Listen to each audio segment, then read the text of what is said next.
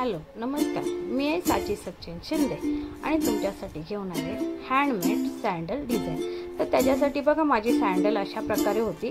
त्याचं ना मस्त असं ब्रॉच होतं आणि नवीनच होती, मी 2च वेळा यूज केली आणि आत्ताच्या सँडलचा काही भरोसाच नसतो।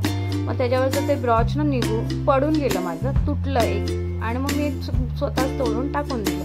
तर अशा प्रकारे माझी सँडल होती। मग नंतरला माझ्याकडे ना अशी सिक्वेन्सची लेस होती, तर मी विचार केला ते त्याच्यावर चिपकवते आणि असं मस्त डिझाईन बनवते। मग साधीच केलं, जास्त काही नाही केलं, फक्त 2 साईड कटिंग करून घेतलं, असं 4 लाईनचं एक कट केला आणि त्याच्यावरती फॅविकॉलच्या साह्याने मी ते चिपकवून घेतलं। आणि फॅविकॉल जेव्हा लावाल ना तेव्हा जाडसरच लावा, आणि माझं मी आधी लावलेलं पातळ पण चिपकत नव्हतं, मग मी जाडसर असं फॅविकॉल लावला ना तर पटकन चिपकलं। मग अशा प्रकारे मी लावून त्याला 2 मिनिटं सुकवून दिलं। मग नंतर दुसऱ्या सँडलला पण मी तसंच केलं आणि जाडसर लावलं तर कसं ते चिपकून राहतं आणि पातळ लावलं ना म्हणजे ते लगेच सुकतं आणि मग चिपकत नाही। तर अशा प्रकारे मी जाडसर लावलं दोन्ही सँडलला, मी सेम तशी सिक्वेन्स लावून घेतली, असंही छान वाटत होतं।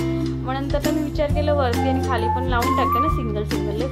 मग अशा प्रकारे मी ती सिंगल लेस दोन्ही साईडला लावून घेतलं। मी फॅविकॉल जास्तच लावलेलं आहे कारण की पटकन चिपकण्यासाठी, आणि जर नॉर्मल असं लावलं ना असं लाईट तर ते चिपकतच नव्हतं माझं। तर मग मी अशा प्रकारे लावून घेतलं दोन्ही वरती, आणि आता खाली पण मी विचार केला खाली पण लावून टाकते। आणि सँडल खूप छान वाटत होती डेकोरेशन झाल्यानंतरला, आणि लेसचाच उपयोग केला कारण की मी ब्रॉच विचारले होते, ब्रॉच काय कुठे भेटलेच नाही मला, आणि होते ते सर्व साडीचेच ब्रॉच होते।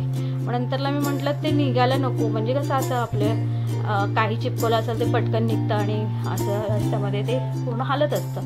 मग त्याच्यासाठी मी थोडंसं शिवून घेतलं आणि अशा प्रकारे माझी सँडलची डिझाईन तयार आहे। बघा तुम्हाला कशी वाटली माझी सँडलची डिझाईन, साधी आणि सोपी।